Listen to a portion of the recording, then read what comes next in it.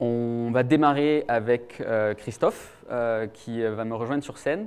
Donc Christophe Ramel qui est le blogueur chef, rédacteur en chef d'un site qui s'appelle crisis.fr, qui est une référence dans tout ce qui est actualité, médias sociaux, que je vous invite à visiter si vous avez besoin de ressources, et qui va interviewer l'équipe de France Télévisions sur scène.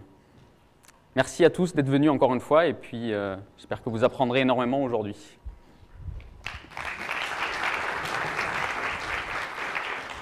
Ouais, je vais te donner un micro.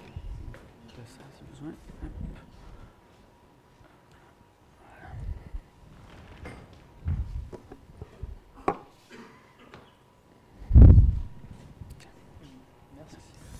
Alors bonjour à tous.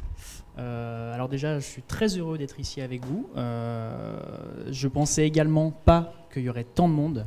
On a vraiment été très étonnés. C'est un vrai plaisir. J'espère qu'on pourra avoir des discussions très constructives et que ça nous permettra de progresser dans le milieu. Parce qu'encore aujourd'hui, je considère, et je pense que beaucoup d'entre nous considérons, que toutes les sociétés n'ont pas les bonnes pratiques au niveau de la gestion de communauté. On va peut-être commencer. Myriam, Aurélie, Ludivine, si vous voulez.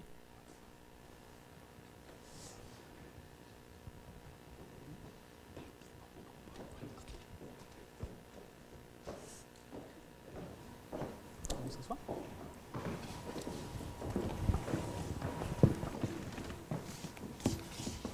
Bon, on va baisser un peu la... On va mettre un coup de clim.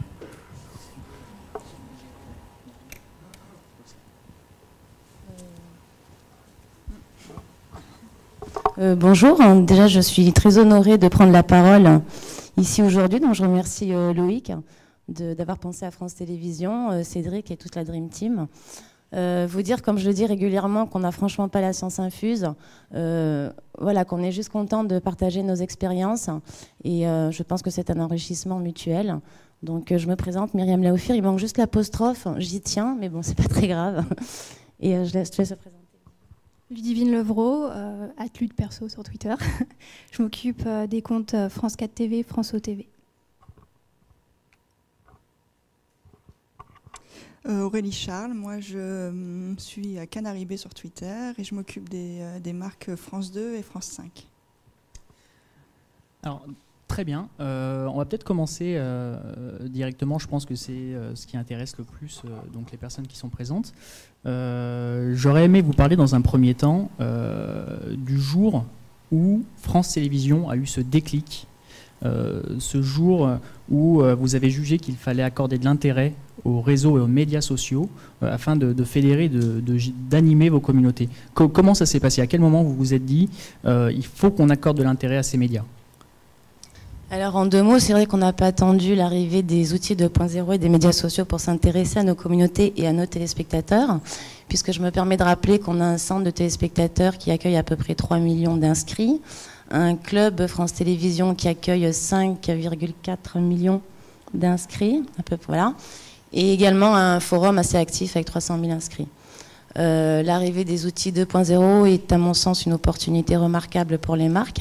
Nous communiquons aujourd'hui et désormais avec les mêmes outils, aussi bien les communautés que les marques. Donc c'est l'occasion inattendue en fait pour se rapprocher d'eux et communiquer avec eux.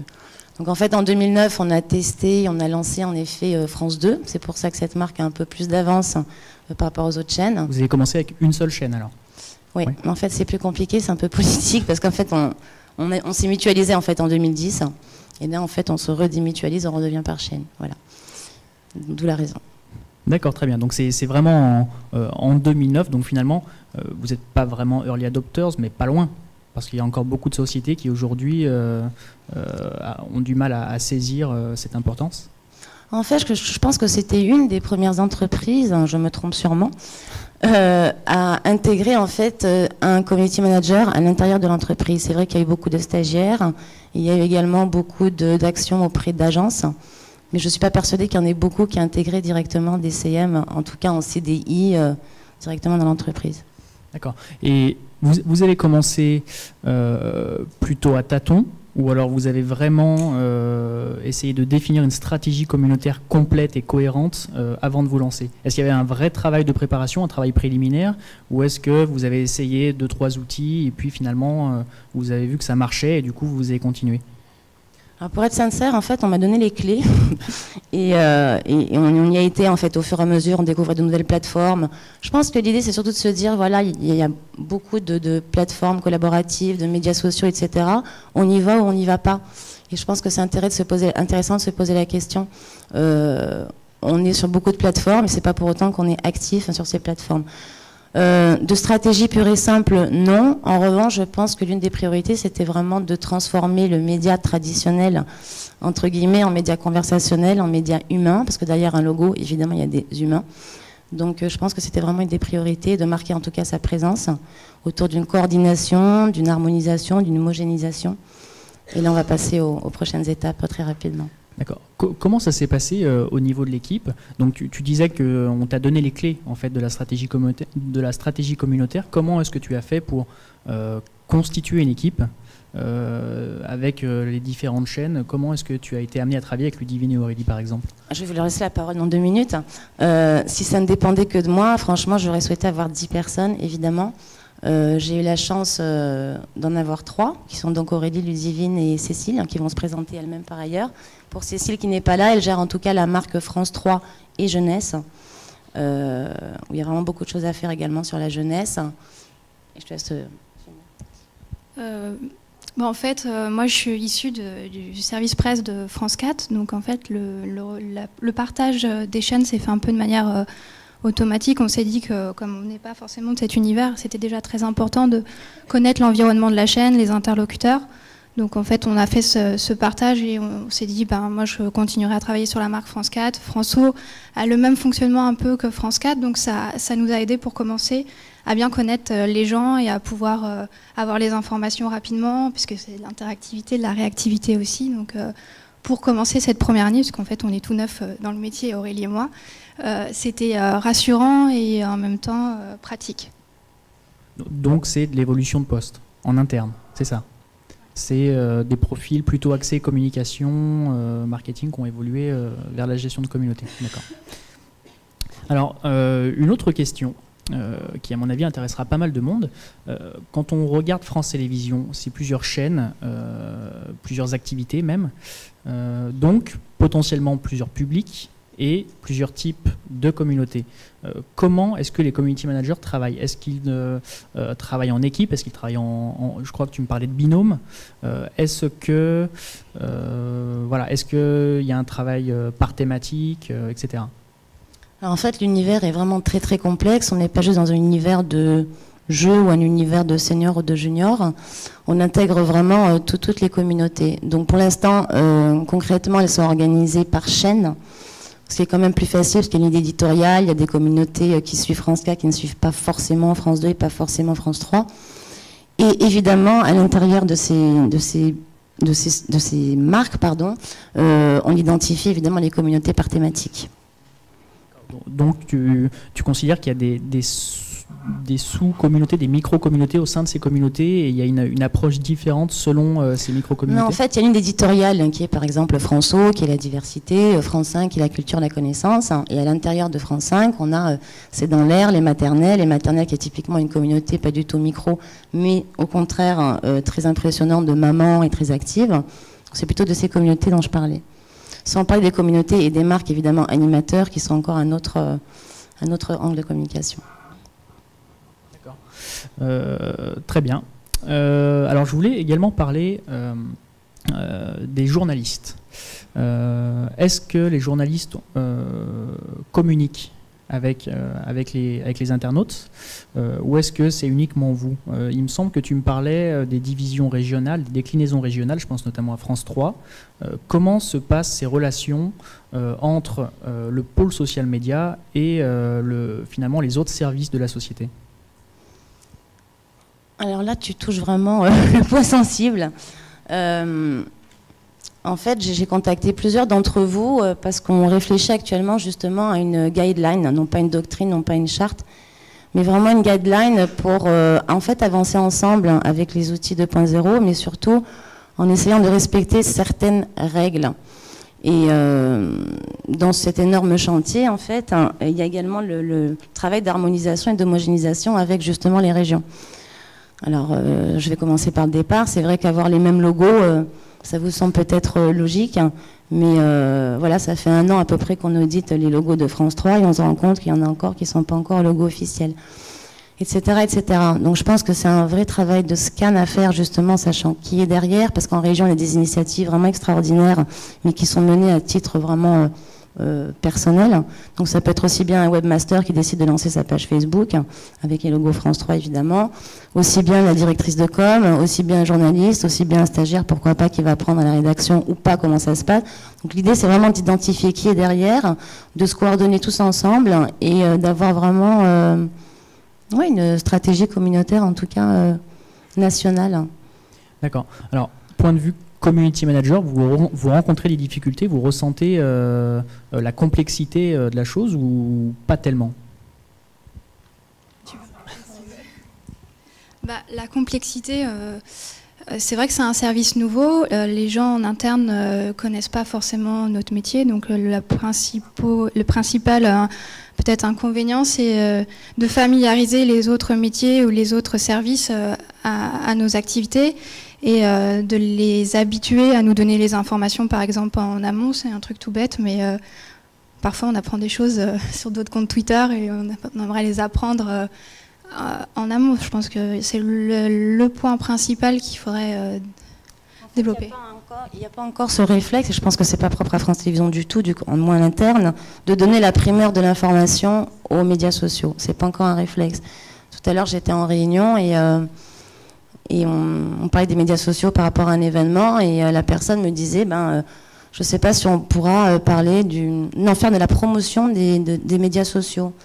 Donc j'ai juste expliqué, on ne parle pas de promotion des médias sociaux, en fait c'est purement le prolongement d'une marque sur les réseaux sociaux. Absolument, oui. Donc je pense que la notion, elle n'est pas encore spécifiquement acquise aujourd'hui. D'accord. Quand on regarde France Télévisions, justement sur ces médias et ces réseaux sociaux, on se rend compte qu'il y a un intérêt tout particulier qui est accordé à Twitter. Par exemple, je regardais hier soir, il se trouve que France 2 sur Twitter a 2 fois plus d'abonnés que la fanpage n'a de membres sur Facebook. Donc il y a 2 fois plus d'abonnés sur Twitter que sur Facebook. Comment ça se fait? Comment ça s'explique? Alors la première raison, c'est de manière très décalée, je vais vous répondre, c'est que je suis devenue total addict de Twitter, mais ça c'est vraiment pour plaisanter. Non, je pense que ce qui s'est passé, c'est que on s'est installé, ou on est arrivé en tout cas sur Twitter au moment où Twitter démarrait en France, donc c'était pile poil le bon moment. Ce qui fait que du coup on a pu vraiment constituer rapidement une communauté qui en l'occurrence est devenue très fidèle et très interactive, ce qui n'était pas forcément le cas pour Facebook. La communauté sur Twitter est plus fidèle que sur Facebook dans le cas de France 2 par exemple? Personnellement je les sens beaucoup plus interactifs en tout cas. Je dirais fidèles oui, puisqu'elles se multiplient quand même assez rapidement, quoi. On est à peu près en gros d'après les chiffres, ce serait du 25% par mois en augmentation. En termes d'engagement, beaucoup plus de réactions alors sur Twitter que sur Facebook. C'est ça. Après, tout dépendra aussi du sujet, du thème. Voilà. Mais tu laisses parler, Aurélie. Non, en fait, on a remarqué que ce n'était pas du tout les mêmes thèmes qui engageaient des conversations sur Facebook et sur Twitter. En fait, sur Facebook, c'est beaucoup plus tout ce qui est autour des animateurs phares, Nagui, les jeux, etc. Il y a beaucoup de conversations dès qu'on parle de ces programmes-là. Sur Twitter, envoyé spécial, enfin tout ce qui est un peu polémique, politique et tout, ça engendre plus de conversations. C'est vrai que tous les thèmes qui sont autour de l'actualité de l'info, automatiquement, sont beaucoup plus actifs sur Twitter. D'accord. Alors j'aimerais vous poser une question à toutes les trois. Quelle est selon vous la meilleure opération, on va dire les meilleures idées et les meilleures pratiques que vous ayez eues ces derniers mois et ces derniers semestres? Par exemple, je pensais à votre opération lors de l'OWeb, donc en décembre, donc vous aviez Tania Young qui était venue, etc. Je pense au live tweet d'événements sportifs, au match de foot, au match de rugby. Quelles est, disons, les opérations où vous avez eu les meilleurs résultats et dont vous êtes les plus fiers? Alors moi je vais juste introduire, mais je vous laisse la parole tout de suite. Pour moi, c'est pas nous de juger, c'est franchement aux internautes et aux communautés de le dire. Donc moi je ne me permettrai pas de dire où on a été plutôt fiers d'une action ou d'une autre.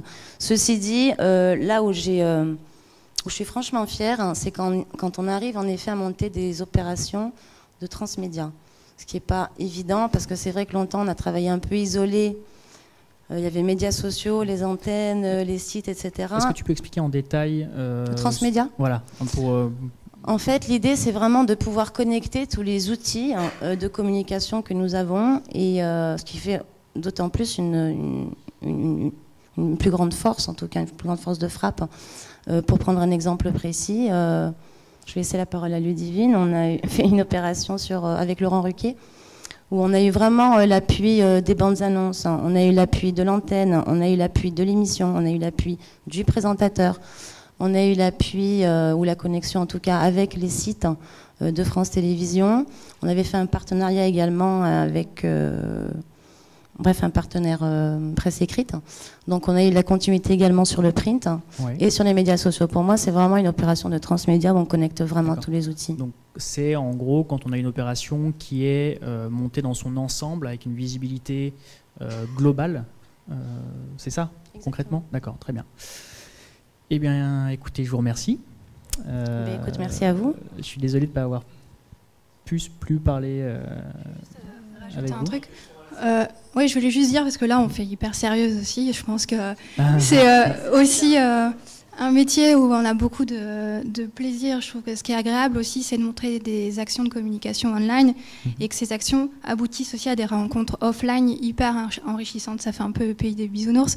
Mais c'est vrai que quand on monte une opération en VIP dans les coulisses de Taratata, d'avoir Nagui qui joue le jeu et qui prend 30 minutes de son temps, qui est assez précieux pour faire découvrir à un blogueur musique les coulisses de l'émission, c'est super sympa de voir quelqu'un qui ressort le sourire comme ça. Et on a quand même la chance de bosser dans un secteur qui est hyper attractif et quand même, là, on est super sérieuse, mais on s'amuse bien aussi. Alors, juste pour conclure, j'avais complètement oublié. En fait, il manque une personne ou pas? Non, ça va? Mais si, il manque Aurélie. On a une personne qui a disparu. Comment ça se fait? Bon. En tout cas, vous avez en avant-première, et c'est décalé toujours évidemment, nos caricatures, parce qu'on va lancer notre blog de la communication online, qui va nous permettre en fait d'avoir une ouverture, supplémentaire avec nos communautés. Ah ben voilà Canary B. Et tu peux mettre les suivantes, Cédric? Et n'ayant pas souhaité spécifiquement préparer cette interview par Christophe, mais je voulais plutôt être spontanée, on a demandé en fait à la blogueuse Catherine Créange, à Dessin par jour, de nous imaginer 3 petites caricatures qui pourraient illustrer, évidemment toujours de façon décalée, les métiers de CM. Voilà. Si vous connaissez Un dessin par jour, d'ailleurs, on la retrouve beaucoup sur Twitter. Moi, je vous le recommande. Je crois qu'il y en a d'autres, Cédric. Ben voilà, Cédric. Hein. Ouais. Tu veux peut-être mon micro? Bougez pas, on prend une question. Ok. Est-ce que quelqu'un a une question? Non. Est-ce que quelqu'un a une question? Pas du tout. C'est la première toujours. Il y a 2 personnes. Oui. Voilà, une question. Charles, avec mademoiselle qui il faut bien Charles pour le démarrer. micro, il fallait que Charles soit là pour faire...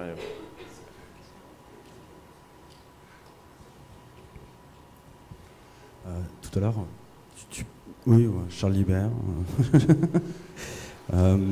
Là, tu parlais des guidelines en disant que tu recherchais à mettre... J'entends mal en fait. Pardon? J'entends mal. Tu parlais des guidelines que tu voulais mettre en place au sein du groupe France Télévisions. C'est des choses que tu veux simplement faire au sein de France Télévisions, ou est-ce que tu veux travailler avec d'autres groupes médias afin de poser les guidelines du secteur, du métier? Alors en fait, c'est ce que je disais tout à l'heure, j'en suis rapprochée de grandes boîtes qui travaillent. J'ai l'impression que tout le monde réfléchit sur des guidelines en ce moment parce que ça va vraiment très vite. Et on s'est rapproché évidemment de grands groupes qui travaillent également sur des guidelines. Et en fait, on échange énormément. L'idée, franchement, c'est pas ni de sanctionner ni de décourager, c'est au contraire d'encourager vraiment tout le monde à utiliser ces outils 2.0, à essayer aussi rapidement de passer à l'entreprise 2.0 parce qu'on n'y est pas encore. Et donc c'est ces échanges et ce partage qui vont nous permettre, à mon avis, de sortir quelque chose de cohérent en tout cas. Et moi, je reviens toujours sur cette notion en tout cas de partage qui pour moi est fondamentale dans le 2.0. C'est pour ça que j'ai pas envie de quitter le 2.0 demain, quoi. Je trouve ça vraiment très enrichissant. Maintenant, créer une guideline uniquement dans le secteur des médias, tu veux dire, ou dans la télévision uniquement? Il y a quand même des problématiques métiers, c'est-à-dire que ce que vous faites pour France Télévisions, ça va pas marcher pour un groupe comme Danone ou pour un groupe comme Michelin. il y a des choses qui vont se croiser, c'est normal, il y a toujours une base, mais après il y a des choses où vous allez poser des règles pour un métier comme celui de France Télévisions qui ne vont pas du tout s'appliquer à d'autres secteurs. Donc, Exact, on a surtout le volet des journalistes. Je pense que c'est vraiment le volet le plus important, en tout cas pour nous. D'accord. Merci. Merci. Est-ce que quelqu'un a une autre question? Oui. Oui, bonjour, Sébastien Robert de Spire. Une petite question, comment vous faites le lien entre le community management et le service client, puisque souvent les deux activités peuvent être liées s'il y a une plainte ou s'il faut répondre ou s'il faut anticiper une plainte en répondant avant par le service client. Comment vous faites ce lien? Est-ce que c'est deux services différents et comment vous gérez les deux? Alors, en fait, pour caricaturer, on pourrait éventuellement dire qu'on est du SAV online, en gros, et que le service des téléspectateurs, c'est du SAV offline. Donc en fait, c'est un centre de Poitiers qui gère tout le fichier entre guillemets des téléspectateurs, qui sont à peu près 3 millions. Mais pour être sincère avec vous, ce fichier, c'est surtout des râleurs essentiellement, quoi. Il y a peu de gens qui font des compliments au TSP, c'est vraiment ils râlent pour une cravate qu'ils n'aiment pas, pour... voilà. Donc c'est vraiment, je pense, aujourd'hui une approche encore différente, mais peut-être qu'un jour, en effet, ils vont se dire mais pourquoi on ne fait pas un vrai SAV online, des téléspectateurs en l'occurrence. Pour l'instant, on n'est pas encore vraiment rapprochés. D'accord, et donc j'imagine que vous n'avez pas de lien entre les clients qui parlent sur Twitter ou sur Facebook et les clients qui parlent au service client. Il n'y a pas de base de données centralisée, il n'y a pas encore ce genre de... Je pense que ce ne sont pas du tout les mêmes, surtout. C'est pas. Non, je pense, je ne suis pas sûre, mais je pense que ce n'est pas vraiment la même cible. Mais pour l'instant, il n'y a pas de lien, en effet. Merci. Merci beaucoup. Est-ce qu'on a le temps pour une dernière question? Une dernière, rapide, Si peut-être. quelqu'un a une dernière question également. Oui. Ah. Il y en a eu plusieurs d'un coup. Derrière vous. Bonjour Myriam. Bonjour Jérôme. Petite question. Public la question, hein, s'il vous plaît. Bien sûr. Alors, elle va être assez simple. Tu as à peu près, moi je pense, une des plus grosses communautés qu'on peut trouver en France. J'aimerais savoir comment vous vous organisez pour la gestion, la surveillance durant la semaine avec 3 CM. Je doute que ça ne va pas être évident. J'adore cette question. Je te remercie. Ouais, je tiens à préciser d'ailleurs, j'ai vérifié, ne serait-ce que France 2 par exemple, c'est de plusieurs centaines à plusieurs milliers de mentions par jour, ne serait-ce que sur Twitter. Donc en gros, au niveau de la veille, comment ça se passe? Est-ce que vous avez des alertes? Parce que c'est vrai que c'est très impressionnant, ça doit être ingérable. J'imagine. Alors en fait, évidemment, on a mis en place des dashboards, et je vais laisser notre geekette prendre la parole. Des dashboards en place avec des mots-clés évidemment, marque, animateur, chaîne. Donc on est obligé d'être vautré toute la journée sur ce dashboard qui nous permet évidemment d'être informé en amont, en amont de certaines sources, pardon, et tout du moins réactif. Évidemment, ensuite on remonte les informations acquises de droit et on voit si on fait une prise de parole immédiate ou si on attend en fonction de l'évolution. On a évidemment des pushs que nous avons installés directement. Et là, je vais te laisser prendre la parole, Aurélie. Après, on utilise pas mal aussi de logiciels qu'on découvre, qu'on teste aussi un peu tous les jours, qu'on garde pas. On a justement un travail de veille aussi sur tout ce qui est nouveaux logiciels qui sortent pour voir s'ils peuvent nous être utiles ou pas, que ce soit sur Facebook, que ce soit sur Twitter aussi, que ce soit aussi en temps réel tout ce qui se passe sur le net, dans les blogs aussi. Donc on a un travail de veille qui est assez important tous les jours sur tout ce qui se dit, sur les animateurs, sur les programmes, sur la chaîne. Donc ça fait en effet pas mal de mentions possibles tous les jours. Voilà. Donc oui, Jérôme, il faut agrandir l'équipe. Oui, il va falloir qu'on prenne rapidement aussi un outil de veille, parce que c'est vrai qu'une veille quotidienne, on estime quand même à 3 heures minimum par jour, ce qui prend quand même beaucoup de temps au quotidien. Donc oui, nous sommes en pleine ascension et oui, nous avons plein de projets. Voilà. Merci. Merci beaucoup pour votre attention.